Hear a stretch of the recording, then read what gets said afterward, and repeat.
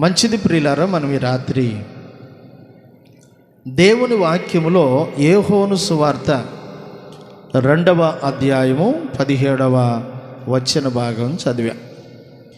ఈ భాగం చదివినప్పుడు గడిచిన ఆదివారం మనము యేసుక్రీస్తు ప్రభువారు శిష్యులకు ఉండవలసిన లక్షణాలను గూర్చి చదివాం. 1, 2, 3 అంటూ లెక్క పెట్టుకుంటా కొన్ని లక్షణాలు చదివాం. వాటిల్లో మొదటి లక్షణంగా ఆయన పిలవగా వారు సమస్తమును విడిచి వచ్చారు అనే మాట చదువుకున్నాం. ఆయన యొద్దకు వచ్చారు అనే మాట కూడా చదివాం. ఆయన వెంట వెళ్ళిరి అని మనం మత్తయి సువార్త 8వ అధ్యాయంలోను లూకా సువార్త 22వ అధ్యాయంలో చదివాం. ఈ 3 మాటలు కలుపుకొని మొదటి మాటగా మనం ఆ రోజున ధ్యానం చేశాం. రెండవది, యేసుక్రీస్తు ప్రభువారు ఎవడైనా నా శిష్యుడు అవ్వాలంటే నా సిలువనెత్తుకొని తన ప్రాణమును సమస్తమును సహా ద్వేషించి నన్ను వెంబడించాలి అన్నాడు. అలాగే 3వ మాటగా మనం ఏం చదువుకున్నామంటే వారు యేసు మాట చొప్పున చేశారు. ఈ మాటలన్నీ కూడా మనము ఆదివారం ధ్యానం చేశాం. మీరందరూ సంతోషంగానే ఉండారా? కేక్ పెట్టలేదని బాధలో ఉండారా? పెడతాంలే, ఎందుకు పెట్టం? మేమన్నా తింటామా? అదేమో కనపడేటట్టు పెడతామే ప్రమాదం అయిందేమో. దుష్టి అడ్డు పెట్టబాకండి. స్తోత్రం, హల్లెలూయా. మనము ఇప్పుడు చదువుతున్న భాగం యోహాను సువార్త 2వ అధ్యాయం 17వ వచనంలో యేసుక్రీస్తు ప్రభువారు దేవాలయములోనికి వచ్చాడు. అది సరిగ్గా మట్టలాదివారం పండుగ దినాలుగా మనము చూస్తున్నాం. ఆ దినములలో ఆయన దేవాలయానికి వెళ్ళినప్పుడు ఆ దేవాలయములో అక్కడంతా కూడా మనం చూస్తున్నప్పుడు ఎడ్లు, గొర్రెలు, మేకలు, పావురాళ్ళు, లేకపోతే గువ్వలు అమ్మేవాళ్ళందరూ కూడా దేవాలయంలో కనపడ్డారు ఆయనకి. మనము ఈ మాట బాగా గుర్తుపెట్టుకోవాలి. యేసుక్రీస్తు ప్రభువారు అనేక మార్లు దేవాలయమునకు తన వాడుకు చొప్పున వెళ్ళాడు అని బైబిల్లో రాశాడు. ఎందుకు ఆయన దేవాలయానికి వెళ్ళాల్సిన అవసరం ఏముంది? వింటున్నారా? అర్థమవుతుందా? ఇప్పుడు దేవుడైన యేసు ప్రభువారు దేవాలయానికి వెళ్ళాల్సిన అవసరం ఏముంది? ఎందుకు? యేసు ప్రభువే దేవుడై ఉండి ఆయన కూడా బాప్తిసం పొందాడని బైబిల్లో రాశారు. ఆయన ఎందుకు ఆ పని చేశాడు అంటే దీన్ని గూర్చి కొందరు భక్తులు ఇట్లా అన్నారు. ఎందుకు యేసు ప్రభు దేవాలయానికి వెళ్ళాడంటే అసలు దేవాలయములో ఏం జరుగుతుందో చూడాలి, దేవాలయములో ప్రజలు ఎట్లా ఉండారో చూడాలి, దేవాలయములో ప్రజలు అసలు దేనిని గూర్చి ఆ దేవాలయంలోకి వెళ్ళారో గమనించాలని వెళ్ళాడంట. నేను అనుకుంటున్నాను, ఇప్పుడు మీరు మందిరానికి వచ్చారండి, మనందరం దేవుని మందిరానికి వచ్చాం. మందిరంలో ఏం చేయడానికి వచ్చాం ఈ రాత్రి? అందరూ చెప్పాలి. అందరూ అన్నారు కాబట్టి నేను కూడా అంటే కాదు కదా. ప్రార్థన చేయటానికి, పాటలు పాడుకోవటానికి, ఆరాధన చేయటానికి, కానుకలు విత్తుకోవటానికి, దేవుని సన్నిధిలో ప్రభు బలలో కూడా పాల్గొంటాం. మనం అంటే మనము నిద్రపోవటానికి రాలేదు, వచ్చామా? మాటలు చెప్పుకోవటానికి రాలేదు, వచ్చామా? తగాదాలు ఆడుకోవటానికి రాలేదు. మీరు అంటే బాగుంటుంది కాదు కదా. మనము వచ్చిన ఉద్దేశం ఒకటి. ఒకవేళ నేను ఇట్లా అంటున్నా, మనము దేవుని సన్నిధికి వచ్చి ఆ పక్కన వాళ్ళని అట్ట గిల్లి, మరే మన ఊర్లోనంట అది ఆదరణంట ప్లాట్లు వేస్తున్నారంట, 2 లక్షల రూపాయల ప్లాటు 1,00,000కే ఇస్తారంట, మేము 4 తీసుకున్నాం, నువ్వు కూడా ఏమైనా తీసుకుంటావా అని ఒకవేళ మనం కనుక పక్కన వాళ్ళని అడుగుతున్నాం అనుకో, ఇక్కడ మనం ఏం చేస్తున్నట్టు చెప్పాలి? వ్యాపారం అనండి. ఏం చేస్తున్నట్టు? వ్యాపారం చేయటానికి మనం దేవాలయంలోకి రాలేదుగా. యేసుక్రీస్తు ప్రభువారు దేవాలయంలోకి ఎందుకు వెళ్ళాడంటే, ఆ దేవాలయంలో ప్రజలు మనకులాగా ప్రార్థన చేస్తారేమో, ఆ దేవాలయంలో ఉన్న ప్రజలు మనకులాగా దేవుణ్ణి ఆరాధిస్తారేమో, ఆ దేవాలయంలో ఉన్న ప్రజలు మనకులాగా విజ్ఞాపన చేసి ప్రజల రక్షణ కోసం పాటుపట్టనుకున్నారేమో అన్నట్టుకు వెళ్తే, అక్కడ యేసు ప్రభు చూసినప్పుడు ఏముందంట చూడండి. యోహాను సువార్త 2వ అధ్యాయము 14వ వచనం చదువుదాం. దేవాలయములో ఎడ్లను గొర్రెలను పావురములను అమ్మవారును రూకలు మార్చేవారు కూర్చొని ఉండట చూసి, యేసు ప్రభువారు చూస్తే ఆయన కంటికంట అందరూ వ్యాపారం చేసేవాళ్ళు కనపడుతున్నారంట దేవాలయంలో. ఇప్పుడు నేను మిమ్మల్ని అడుగుతాను ఈ మాట. వ్యాపారం చేసేవాళ్ళు మార్కెట్లో కదా ఉండాలి, వ్యాపారం చేసేవాళ్ళు సంతలో కదా ఉండాలి, వ్యాపారం చేసేవాళ్ళు దేవాలయంలో ఉండేటప్పటికీ యేసు ప్రభుకు కడుపు మండిపోయింది. అందుకే ఆయన తాడుతోనంట కొరడా చేసి అక్కడున్న వాళ్ళందరినీ అక్కడి నుంచి తరిమేశాడంట బయటికి. ఇది యేసు ప్రభువారు చేస్తూ ఉండగా శిష్యులు కన్నులారా చూస్తున్నారు. స్తోత్రం చెప్పండి.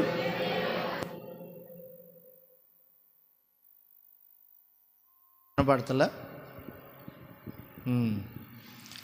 దేవుని బిడ్డలుగా మనం నేర్చుకోవాలి ఒక మాట. ఏందా మాట? యేసు ప్రభువారు శిష్యులు యేసు ప్రభు చేస్తుంది కన్నులారా చూస్తున్నారు. చూస్తూ చూస్తూ వాళ్ళు ఏం చేశారో తెలుసా? 17వ వచనం అన్నారు, నీ ఇంటిని గూర్చిన ఆసక్తి నన్ను భక్షించుచున్నది అని ఫలానా దగ్గర రాయబడి ఉంది కదా. చదవండి ఆ మాట. 69వ కీర్తన 9వ వచనం, 69వ కీర్తన 9వ వచనం చదవండి. అక్కడ రాసిన మాట చదువుదాం. నీ ఇంటిని గూర్చిన ఆసక్తి నన్ను భక్షించుచున్నదని. చూసారా, యేసు ప్రభువారు దేవాలయంలో చేస్తున్న పనిని వీళ్ళు జ్ఞాపకం చేసుకుంటున్నారు. ఎందుకు యేసు ప్రభు దేవాలయంలో నుంచి వీళ్ళందరినీ వెళ్ళిపోండి అంటున్నాడు అంటే, ఇది దేవుని ఇల్లు. చెప్పండి, ఏది? ప్రార్థన మందిరాన్ని యేసు ప్రభు ఏమంటున్నాడు? ఇది నా తండ్రి ఇల్లు అన్నాడు. దీన్ని మీరు వ్యాపారం ఇల్లుగా మారుస్తున్నారా? దీన్ని మీరు దొంగల గృహగా మారుస్తున్నారా? ఈ ఇల్లు ప్రార్థన మందిరం. ఇది సమస్త అన్యజనులకు కూడా ప్రార్థన మందిరమే. మరి దేవుడు ప్రార్థన కోసం ఏర్పాటు చేసిన మందిరంలో మీరు వ్యాపారం చేస్తున్నారని యేసుప్రభు వాళ్ళందరిని బయటికి నెట్టేస్తుంటే, ఈ మాట యేసుప్రభు కంటే ముందు దావీదని ఆయన 69వ కీర్తన 9వ వచనంలో చెబుతున్నట్టుగా వీళ్ళు జ్ఞాపకం చేసుకుంటున్నారు. స్తోత్రం చెప్పరే. ఒకసారి మిమ్మల్ని చదువుతుంటే వాక్యం ఎందుకులే అనిపిస్తుంది. ఎందుకు అంత బాధలో ఉండరు? మరి ఇంటికాడ భర్తతో తన్నులు తిని వచ్చినోడు కూడా ఇంత బాధగా ఉండరు. స్తోత్రం చెప్పండి. ఆనందంగా కనపడాలి దేవుని సన్నిధిలో. మొఖాలు ఉసూరు మంట కనపడకూడదు. అంటే ఇప్పుడు వీళ్ళు జ్ఞాపకం చేసుకుంటున్నారంటే వీళ్ళకి ఏం తెలుసు చెప్పాలి మీరు. వీళ్ళు దావీదు చెప్పిన మాట జ్ఞాపకం చేసుకుంటున్నారు అంటే వీళ్ళకి ఏం తెలుసు చెప్పాలి. అదే గట్టిగా చెప్పాలి. ఏం తెలుసు? లేఖనాలు తెలుసు అనండి. లేఖనములు యేసుక్రీస్తును గురించి చెప్పబడుతున్నాయని. ఆ లేఖనాల్లో దావీదు నీ ఇంటిని గూర్చిన ఆసక్తి నన్ను భక్షించుచున్నదని ఒక ప్రవచనం చెప్పాడు. ఈ మాట భవిష్యత్తులో జరగబోతుంది. హల్లెలూయా. ఆ సంగతి వీళ్ళు ఎరిగి ఆ మాటను జ్ఞాపకం చేసుకుంటున్నారు. దేవుని బిడ్డలారు మీరు వినండి. శిష్యుడికి ఉండవలసిన లక్షణం ఏంటో తెలుసా? దేవుని లేఖనాలు ఎరిగిన వాడై ఉండాలి. ఏమై ఉండాలి? టక్కన లేచి ఒక 10 రిఫరెన్సులు చదువు అన్నాం అనుకో, ఒకటే రాదు, 10 అని అట్టనే గుండె ఆగిపోయింది అనుకో, మళ్ళీ ఇప్పుడు బ్లెస్సీ పుట్టినరోజు నీకు చెప్పండి జ్ఞాపకార్థం అయ్యిద్ది. ఇక ఆ పిల్ల పుట్టినరోజు కేక్ కట్ చేయాలి, మళ్ళీ నీకు సాయంత్రానికి ఒక పాట పాడాలి. దేవుని బిడ్డలుగా నేర్చుకుందాం ఒక మాట. నీవు యేసు ప్రభు శిష్యుడు అవ్వాలి అంటే నీకు ఉండాల్సిన లక్షణం ఏంటో తెలుసా? లేఖనాలను ఎరిగి ఉండాలి. అంటే లేఖనాలు చదవనన్నా చదవాలి, చదువు లేకపోతే విననన్నా వినాలి. వాటిని గూర్చి నిరంతరము ధ్యానం చేయాలి. మొదటి కీర్తనలు ఏమన్నాడు? యెహోవా ధర్మశాస్త్రమందు ఆనందించుచు దివారాత్రులు దానిని ధ్యానించేవాడు ధన్యుడు. హల్లెలూయా. ఈ రోజున క్రైస్తవ సమాజం ఎట్ట తయారైపోయిందంటే, ఈరోజు ఏంది ఆదివారం ప్రార్థన ఉందో తెలియదా? అవునా, వత్తాలన్నా. ఈరోజు బుధవారం విజ్ఞాపన ప్రార్థన ఉండదో తెలియదా? వస్తాంలే, ఇంకేం చేస్తావు అనే కాడికి వచ్చింది. వాళ్ళకు వాళ్ళు బాధ్యతగా వారికి ఇవ్వబడిన సమయాన్ని సమయానుకూలంగా దేవుని మార్గంలో కొనసాగే వాళ్ళు కనపట్ల. ఇది చాలా బాధ అవుతుంది. ఈరోజు ఎంతమంది బైబిల్ గ్రంథాన్ని చదివారు అంటే చెయ్యెత్తటానికి దమ్ము లేదు, ఎందుకంటే నువ్వు దానికి సమయం లేదు కనుక. 150 కీర్తనలకు మొదటి కీర్తనే చెప్పేశాడు, యెహోవా ధర్మశాస్త్రమందు దివారాత్రులు అన్నాడు. దివారాత్రులు అంటే రాత్రి పగలనే తేడా లేకుండా దేవుని వాక్యాన్ని చదవాలంట, ధ్యానం చేయాలంట. ఇశ్రాయేలీలారా, మీరు మీ దేవుడైన యెహోవా ధర్మశాస్త్రాన్ని చదవాలి, అది మీ పిల్లలకు కూడా చదివి వినిపించాలి అన్నాడు దేవుడు. యేసు ప్రభు శిష్యులు మనం, చెప్పండి. యేసు ప్రభు, మరి మనకు లేఖనాలు తెలియొద్దా? ఎన్ని సంవత్సరాలు ప్రార్థనకు వచ్చారు, ఏమి లేఖనాలు తెలిసినాయి చెప్పండి మీకు? ఒక్క వాక్యం అని చెప్పు, లేచి నిలబడి అమ్మా ఒక్క వాక్యం అని చెప్పు. ఈ ఆదివారం ఏ వాక్యం చెప్పాడు? అమ్మమ్మ అందంట మనవరాలు. ఏం వాక్యం చెప్పాడు నేను చెబుతూ నువ్వు తెలుసుకోవాలనుకున్నావా అందంటాం. ముసలామా ఎందుకు తెలుసా? తెలియదు అంటే ఊరుకోదు, నేను వినలేదు అంటే ఊరుకోదు, మర్చిపోయానంటే ఊరుకోదు. మళ్ళీ ఆడ ఊరుకుందల్లా పోయి మళ్ళీ వచ్చి పాస్టర్ గారికి చెబితే ఈయన ఊరుకోడు. అందుకని నువ్వు నేను చెబితే తెలుసుకోవాలనుకుంటున్నావని మెలికి పెట్టిందంట ముసలిది. ముసలిది ఎంత గట్టిదో తెలుసా? తెలివితేటలు కొంతమంది ఏడ చూపిస్తారు, ఏడా తప్పించుకునే దానిలో చూపిస్తారు. దేవుని వాక్యం ఎవరి దగ్గర ఉంటుందో, దేవుని వాక్యాన్ని ఎవరు కలిగి ఉంటారో, నేను అంటున్నాను, వారు 2 అంచులు కలిగిన ఖడ్గము కలిగిన వీరులై బ్రతుకుతారు. అర్థమైందా? దయ్యాలు నీ దగ్గరికి రావు, వారికి రాత్రిపూట వస్తాయంట కలలో. రాత్రి వచ్చి గుండెల మీద కూర్చొని తొక్కిందన్న. ఎందుకు తొక్కిద్ది? వాక్యం లేక. అన్న భలేవాడు ఊరికన్న, వాక్యం ఎందుకు లేదు, బైబిల్ తీసుకొని గుండెల మీదే పెట్టుకున్నాను అంటుంది ఒక ఆమె. అమ్మే, బైబిల్ గుండెల మీద కదా ఉండాల్సింది, గుండె లోపల ఉండాలి. స్తోత్రం చెప్పు. దేవుని వాక్యం గుండెల మీద పెట్టుకుంటే దైవం రాదని కాదు, రావచ్చు కూడా. ఎందుకో తెలుసా? రాత్రి ఐటివరం అనే ప్రాంతానికి వెళ్ళాం, గృహ దర్శనాలు చేయటానికి వెళ్ళాం. మమ్మల్ని పిలిచిన ఒక అక్క, పాపం వాళ్ళు ఇల్లు కట్టుకుంటే ఆ ఇల్లు ఖాళీ చేసి వేరే దగ్గర ఉంది. ఆ ఇల్లు అడ్రస్ నాకు తెలియక దానియేల్ అనే ఒక తమ్ముడి దగ్గరికి వెళ్ళి, అయ్యా పలానా అక్క మొన్న రమ్మంది కదా వెళ్దామా అన్న. అక్కడికి వెళ్ళే ముందు మా ఇంటి ముందు ఒక ఆమెకి లోపలంట కడుపులో క్యాన్సర్ గడ్డలు ఉన్నాయంట, ప్రార్థన చేద్దు అన్న అని చెప్పి అడిగితే సరేనని చెప్పి ముందు ఆ క్యాన్సర్తో బాధపడి ఆమె ఇంటికి వెళ్ళాం. వెళ్తే నాకు అక్కడ వాతావరణం చూడగానే 2 మాటలను మాట్లాడదాం వచ్చాం కదా అని చెప్పి యేసు ప్రభువుని నమ్ముకున్నావా అమ్మా అంటే బాప్తీసం కూడా తీసుకున్నాను అందాము. ఎంతకాలం అయిందంటే నేను బాప్తీసం తీసుకున్నాకే నాకు కొడుకు పుట్టాడని చెప్పి మంచి సాక్ష్యం చెప్పింది. ప్రార్థన చేశా. ఆ దురాత్మ వాతావరణం, ఇప్పుడు కొన్నిసార్లు వాళ్ళ ముఖం చూస్తేనే అర్థమైంది అది దెయ్యం ముఖం అని. మనకేం మళ్ళీ బోర్డు పెట్టి చెప్పవసరం లేదు. ఎన్ని సంవత్సరాలు సేవా అనుభవంలో ప్రార్థన చేసిన తర్వాత ఎందుకో మళ్ళీ నాకు వదిలిపెట్ట బుద్ధి కాల. నువ్వు రోజు ప్రార్థన చేసుకుంటావా అని అడిగా. అదే నడవట్లేదయ్యా అంది. దైవం ఉంటే ఎట్ట నడవనిచ్చింది ప్రార్థన? దేవుని మందిరానికి ఎందుకు వెళ్ళనిచ్చింది? వెళ్ళనీదు. అందుకు నేనేమన్నానంటే, సరే ప్రార్థన నేను లేనప్పుడు నడవట్లేదు కదా, నేను నెత్తి మీద చేయి పెడతా, నువ్వు ప్రార్థన చేసుకోమని చేయి పెట్టా. ఎందుకు చెప్పాలనుకుంటున్నానంటే అమ్మా జాయిస్ మేరీ, ఏం చెప్పాలనుకుంటున్నానంటే దయ్యం కూడా ప్రార్థన చేసిద్దని చెప్పదలిసా. చేయలేదమ్మా? మాతో పాటు అమ్మాయి ఉంది కదా, అడగండి. చేసింది దయ్యం. నేను చేయబెట్టి దైవ ప్రార్థన చేయంటే చేసింది.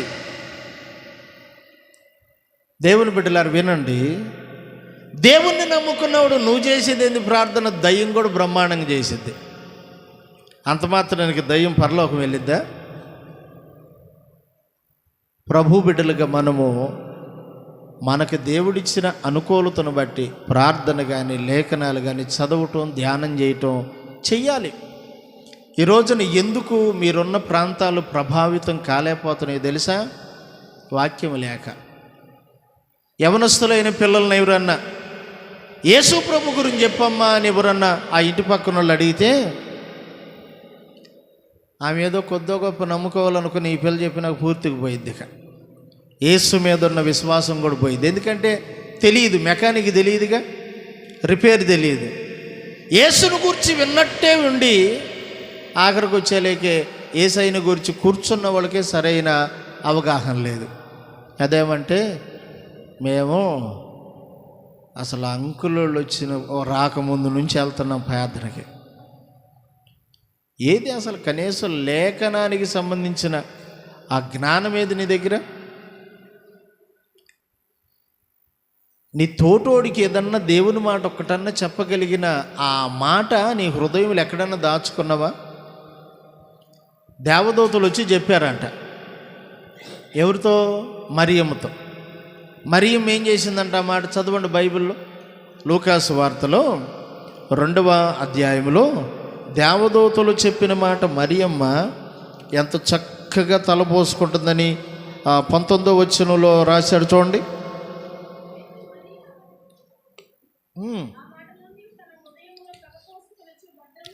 అయితే మరియ ఆ మాటలన్నీ తన హృదయములో తలపోసుకొనుచు భద్రము చేసుకొనెను. ఏ మాటలు? అంతకుముందు గబ్రియేల్ అనబడిన దేవదూత చెప్పాడు. ఇప్పుడు దేవదూత వెళ్ళిపోయిన తర్వాత గొర్రెల కాపర్లు కూడా చెబుతున్నారు. గొర్రెల కాపర్లకు తెలిసిందంట దేవుని మాట. గొర్రెల కాపర్లకు అర్థమైందంట దేవుని వాక్యం. అందుకే వాళ్ళు వెళ్ళి తమ మందలు విడిచి యెరూషలేము, బెత్లెహేము ప్రాంతాలన్నీ ఏం రాశాడు చూడండి. వాళ్ళని గురించి ఎంత శ్రేష్టంగా రాశాడో. వారు విన్న వాటిని కన్న వాటిని గురించి దేవుణ్ణి మహిమపరిచారంట. హల్లెలూయా. వినిన వారందరూ ఏమయ్యారు అది కూడా చూడండి. వారు చెప్పినప్పుడు విన్న వాళ్ళు అందరూ ఏమైపోయారు చూడండి. ఈ మాట మనము చదువుదాం. వారు శిశువు దగ్గరికి వెళ్ళి 18వ వచనం, గొర్రెల కాపురు తమతో చెప్పిన సంగతులను గూర్చి వినిన వారందరూ మిక్కిలి. ఎవరు చెప్పారంట? వినాలి. ఎవరు చెబితే? గొర్రెల కాపురులు చెబితేనంట ఆ ప్రాంతంలో విన్న వాళ్ళందరూ కూడా మిక్కిలి ఆశ్చర్యపడ్డారంట. అంటే ఆ కాపర్లకు చదువు వచ్చిందా? చదువు రాలా, కానీ దేవుని మాట ఏదైతే విన్నారో అవి వెళ్ళి ప్రకటిస్తున్నారు. దేవుని బిడ్డలుగా ఉన్న మనము యేసయ్య శిష్యులుగా బ్రతకాలనుకుంటే మనకు కూడా లేఖనాలు కావాలి. లేఖనాలు చదవాలి, ధ్యానం చేయాలి. ఒకవేళ నీకు చదువు రాదా, బుర్ర ఉందిగా. ఈ బ్రెయిన్ బరువు చెప్పారు, ఎంతో ఉంటుందంట దాని బరువు. చాలామంది కొద్ది పెద్ద తలకాయ ఉంటుంది అనుకో, కొంచెం ఎక్కువ బరువు ఉండొచ్చు. ఈ లోపల మనకు దేవుడు ఎందుకు ఈ మెదడు పెట్టాడు అంటే, మనకు ప్రకటిస్తున్న మాట, మనం చూస్తున్న దృశ్యం అది మంచిదా చెడ్డదా ఆలోచన చేసి, అది మంచిదైతే దాని చేత మనం నింపబడి దాన్ని ప్రకటించే వాళ్ళం కావాలి. అర్థమైందా? శిష్యులలో ఉన్న ఈ మంచి లక్షణం ఏంటి చెప్పండి? ఒకటి, వాళ్ళు దేవుని లేఖనములను ఎరిగినవారు. అదేందండి, వాళ్ళు చేపలు పట్టేవాళ్ళుగా, మరి వాళ్ళల్లో కొంతమంది సుంకం వసూలు చేసిన వాళ్ళుగా, వాళ్ళల్లో కొంతమంది డాక్టర్లు ఉండారుగా, వాళ్ళల్లో రకరకాల విద్యలకు సంబంధించిన వాళ్ళు ఉండారుగా. అందరూ చదువుకున్న వాళ్ళు కాకపోయినా, అంటే దేవుని సన్నిధిలో ఉండటానికి చదువు కాదు కావాల్సింది. కావాల్సింది ఏంటో తెలుసా? ఆసక్తి కావాలి. ఏం కావాలి? ఏం కావాలి? ఆసక్తి అనేది ఉంటే చదువు ఏం పర్లా. చదువు లేకపోయినా ఆసక్తిని బట్టి దేవుని వాక్యాలు మనం వింటాం కూడా. హల్లెలూయా. అంత విన్న తర్వాత ఆఖరిని అడిగాడంట, ఆయనకి ఈయనకి ఏమవుతాడరా? కొంతమంది చదువుకున్న మూటోళ్ళు తయారయ్యారు ఈ రోజున. దేవుని వాక్యం ఉండదు. పెద్దోళ్ళు ఒక సామెత అన్నారు, పొట్టగొత్తే అక్షరం ముక్కుండదు అన్నారు కదా. నేనంటున్నాను, ఎన్ని సంవత్సరాలు ప్రార్థనకు వచ్చినా నీ గుండెల్లో ఒక అక్షరం కూడా దేవుని వాక్యం లేకపోతే నువ్వు రాపాతమే దండగా కదా. నీకు బదులుగా ఇంకొకరిని ఎవరినైనా ప్రభు దర్శిస్తే బాగుండేదేమో. అనవసరంగా నిన్న కడుపులో నొప్పినంతో లేకపోతే ఏదో రోగం నుంచి బయట ఎత్తే నువ్వేదో ఉద్ధరిస్తారనుకుంటే నువ్వేం చేస్తున్నావు? ఏం చేస్తున్నావు చెప్పు? ఇన్ని సంవత్సరాల్లో ఏదన్నా ఒక వాక్యం, దాన్ని ఏమంటారు, ఒక అధ్యాయం కాదులే కానీ ఒక వచనం తప్పుపోకుండా నేను కంఠస్థవంగా చెప్పగలుగుతానన్న వ్యక్తులు ఎవరు ఉండారు ఇక్కడ? ఈ వచనం నాకు బాగొచ్చు, నేను తప్పు లేకుండా చెబుతాను అన్న వాళ్ళు ఎవరు ఉండారు? చేతులు ఎత్తండి. శిష్యులంట యేసుప్రభు దేవాలయంలోకి వెళ్ళి ఆ ఎద్దులు అమ్మేవాళ్ళని, ఆ గొర్రెలు అమ్మేవాళ్ళని, మేకలు అమ్మేవాళ్ళు, వాళ్ళ బల్లలు గిల్లలు అన్నీ చెల్లా చెదురు చేసి ఆయన కొరడా తీసుకొని మర్యాదగా బయటికి వెళ్ళిపోండి అంటుంటే శిష్యులు అనుకున్నారంట, ఓరు బాబు ఇది దావీదు ఎప్పుడో ఇట్లా జరిగిద్దని చెప్పాడని జ్ఞాపకం చేసుకుంటున్నారంట. ఎంత మంచి అనుభవం అండి ఇది.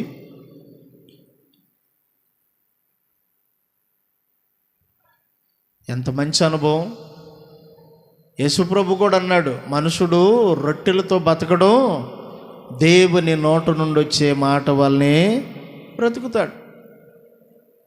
మనం ఆత్మీయంగా బ్రతకాలంటే దేవుని వాక్యం కావాలి. ఆధ్యాత్మిక జీవితంలో వర్ధిల్లాలంటే దేవుని వాక్యం కావాలి. దేవుని వాక్యం నీలో లేనప్పుడు ఎప్పుడూ శరీర సంబంధంగానే ఉంటావు, శరీర సంబంధమైన మాటలే వస్తాయి. అప్పుడప్పుడు నేను గమనిస్తూ ఉంటా, గంట సేపు మాట్లాడుకున్నా ఆత్మ సంబంధంగా ఒక్క మాట కూడా రాదు. అక్క మరి అక్క, వాళ్ళక్క వీళ్ళక్క, వాళ్ళ తొక్క, నేను తోలు, ఈ మాటలు, ఈ శరీర సంబంధమైన మాటలు మాట్లాడితే ఇక నాకు అర్థమైపోయి ఇంక వీళ్ళ ముదరనీయకూడదని మాయ్ అంట పాస్టమ్మని ఒక్క కేకేస్తా, అక్క అక్క ఇంక వెళ్ళు, టైం అయిపోయింది వెళ్ళు అంటారు. వ్యర్థమైన సంభాషణలు మనం చేయకూడదు. అందుకని శిష్యుల్లో ఉండాల్సిన మరొక లక్షణం ఏంటంటే చెప్పాలి, లేఖనములను ఎరిగిన వారై ఉండాలి. చెప్పండి అమ్మా, ఏందంట లేఖనాలు ఎరగాలంటే బైబిల్ తీసుకెళ్ళి గూట్లో పెడితే వచ్చిద్దా? చదవాలిగా మరి. ఇప్పుడు మనం అడుగుదాం, జోసఫ్ నువ్వు రోజు వాక్యం చదువుతావు అన్నావు అనుకో, ఏమంటాడు? చదవాలని ఆశ నాకు కొన్నంత ఉంది, పరిస్థితి ఏమో నాకు సహకరించట్లే అంటాడు. అయ్యా అనవా? యేసురత్నం నువ్వు చదువుతావా? ఫోన్ ఉందా పోయిందా? ఇటు పెట్టి మాత్రం చూస్తూ ఉంటాడు. ఏం చూస్తాడంటే చూడకోండి. నేను ఆయన ఒక్కడిని అంటలా. దేవుడు నీకు ఇచ్చాడు ఒక మంచి అవకాశం, విను, దేవుని మాట విను. వాటిని మరియలాగా హృదయంలో భద్రం చేసుకో, తలపోసుకో. దేవుని వాక్యం నిన్ను నడిపించింది. దావీదేమన్నాడు 119వ కీర్తన 105వ వచనంలో ఏమన్నాడు తెలుసా? నీ వాక్యము నా పాదములకు దీపము, అది నా త్రోవకు వెలుగై ఉన్నది అన్నాడు. మన పుస్తకంలో ఆ పాట రాశాను తెలుసా? మా స్నేహితుడు కథను, క్యాథరిన్ అనే ఒక అతను ఉన్నాడు. బాపట్ల చెంగల్రాయుడి తోటలో ఉంటుంది వాళ్ళ ఇల్లు. ఆ క్యాథరిన్ అనే అతను, మేమందరం కలిసి అక్కడ ప్రార్థనకి వెళ్ళడానికి నేను రెడీ అయి వాళ్ళ ఇంటికి వెళ్ళా. అతను అప్పుడే స్నానానికి వెళ్ళాడు. ఒక 5 నిమిషాలు కూర్చొని నేను రెడీ అవుతాను అన్నాడు. బయట కూర్చున్నాను, బైబిల్ తెరిచాను. ఈ కొద్దిసేపట్లో కూడా దేవుని వాక్యం చదువుకోవచ్చు కదా అనుకున్నా. నాకు ఎదురుగా ఆ గోడకి సరిగ్గా 119వ కీర్తనలో 105వ చరణం అక్కడ రాసి పెట్టారు. అతను స్నానం చేసి వచ్చేటప్పటికి ఆ మాట మీదనే ఒక పాట రాసేసుకున్నాను. స్తోత్రం చెప్పండి. ఆ పాటే మనం ఇప్పుడు పాడుకుంటున్నాం. మొన్న ఎప్పుడో కూడా పాడారు ఈ పిల్లలు కదా.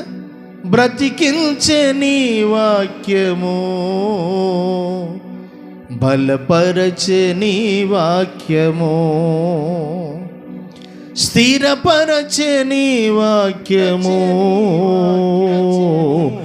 దీవించే నీ వాక్యము. నీ వాక్యము నా పాదములకు దీపమాయెను, అది నా త్రోవకు ఎంతో వెలుగిచ్చుచుండెను. గట్టి కొడి చెప్పండి. నీ వాక్యము దీపమాయెను, అది నా త్రోవకు ఎంతో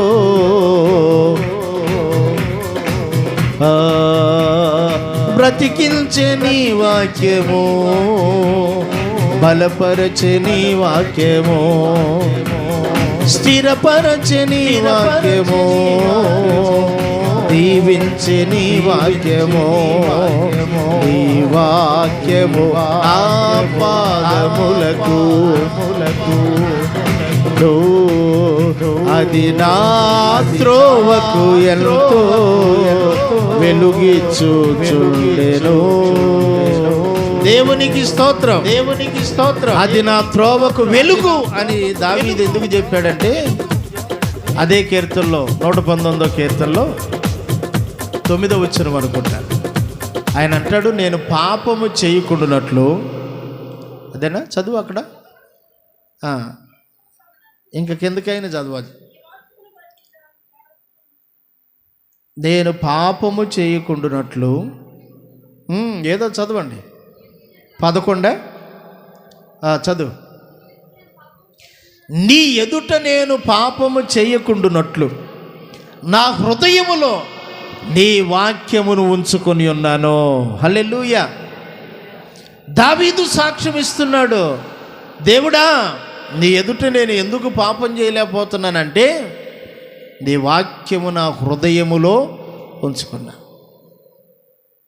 ఈ రోజున దేవుని వాక్యాలు, లేఖనాలు ఎరిగిన వారు మాత్రమే పాపమునకు దూరంగా ఉండగలుగుతారు, యేసయ్య శిష్యులుగా బ్రతకగలుగుతారు.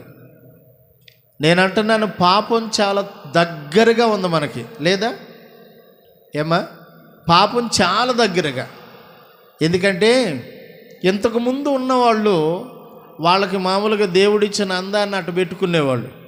కానీ ఇప్పుడున్న వాళ్ళు అందాన్ని ఏం చేస్తున్నారంటే కొంచెం బాగా దాన్ని డెవలప్ చేసి దాన్ని ఇతరులు కూడా చూసి, అబ్బా ఒక పాస్టర్ నేను ఒక స్థలంకి వెళ్ళాం. ఆ తమ్ముడు అంతకుముందు 2 రోజులు షాప్ పెట్టల. పాస్టర్ అడిగింది, మొన్న వచ్చాను తమ్ముడు, షాపు లేదు, తిరిగి వెళ్ళామంటే అక్క పెళ్లి చూపులకి వెళ్ళాను అక్క అన్నాడు. అమ్మాయి బాగుందా అందేమో. కత్తిలాగుంది అన్నాడు ఆడు. ఎట్లుందంట? వాడికి అమ్మాయి కత్తిలాగా కనపడిందంట. అంటే ఆ అమ్మాయి బాగా చూడటానికి అంత సూపర్గా ఉందన్నమాట. పెళ్లి చూపుల్లో పిల్ల సరే సూపర్గా ఉంది, కత్తిలాగా ఉంది, సుత్తిలాగా ఉందంటే అది వేరు. ఈ రోజున దారిని పోతున్న పిల్లను చూసినా అబ్బో అనాలనిపిస్తుంది కదా. చెప్పరేంది? ఏంటి కారణం? అందాన్ని పెంచుకుంటున్నాం. వాళ్ళ మరి ఏమనుకుంటున్నారు? మరి అందాన్ని ఎవరికి చూపించాలనుకుంటున్నారు? మొత్తం మీద వీధికి కనీసం పార్లర్లు అంట. ఏం పార్లర్లు కదా, బ్యూటీలు. ఎంతమంది ఐస్ క్రీమ్ పార్లర్లు ఉండే, ఇప్పుడు వాటికంటే ఎక్కువ బ్యూటీ పార్లర్సే కనపడుతున్నాయి. ఇంట్లోనే మేకప్ బాక్స్ ఉంటుందంట. ఎంతమంది డబ్బులు పెట్టుకునే బాక్సులు ఉండేవి, ఇప్పుడు మేకప్ బాక్సులు ఎవరికి వాళ్ళు. పల్లెటూరు ఆమె కూడా నేను ఒక ఆమెను చూసి ఎప్పుడు ఆశ్చర్యపోతున్నాను. ఏంది ఏమి ఇంటికి ఎప్పుడు నల్లగా ఉంటున్నాయి అంటే ఏదో తేడా ఉంది.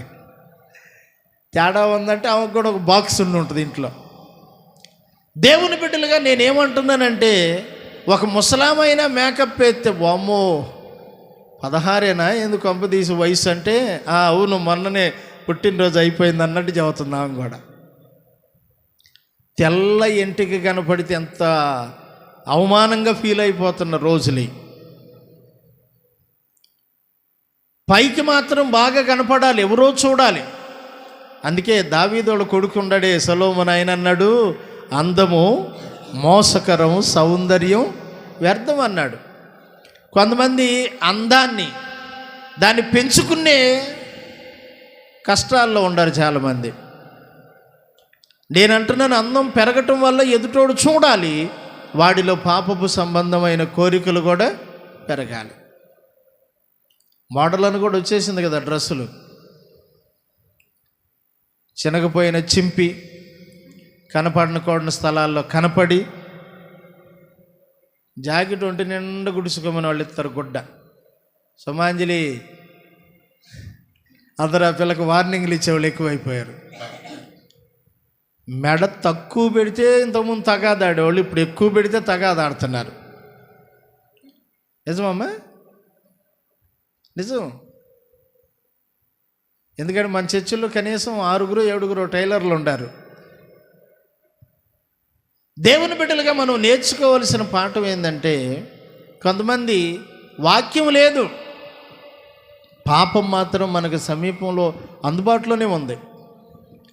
విచిత్రం ఏంటంటే ఈరోజు వార్తల్లో కూడా చెబుతున్నారు, ఎక్కడి నుంచి ఇప్పుడు మనం ఫుడ్ ఆర్డర్ పెట్టుకుంటే డెలివరీ చేస్తారు కదా, మందు ఆర్డర్ పెట్టుకుంటే కూడా డెలివరీ చేస్తాడు. మనం షాప్కి వెళ్ళాల్సిన అవసరం లేదంట. శుభవార్త మందు బాబులకి ఇంటికే రాబోతుంది. మీ ఇల్లు రాబోతున్న రోజుల్లో బారు షాప్ అవ్వబోతుంది. ఆమెనని బాగా నమ్మ కొంప తీసి మీకు ఆమెనంటూ తొందరగా అలవాటు అవుతుంది. మందు కూడా బాగా వస్తుందంట, నువ్వు ఆర్డర్ పెడతామే లేటు. మనం ఏమి నేర్చుకోవాలంటే వాక్యాన్ని కలిగిన వారమై ఉండాలి. రండి.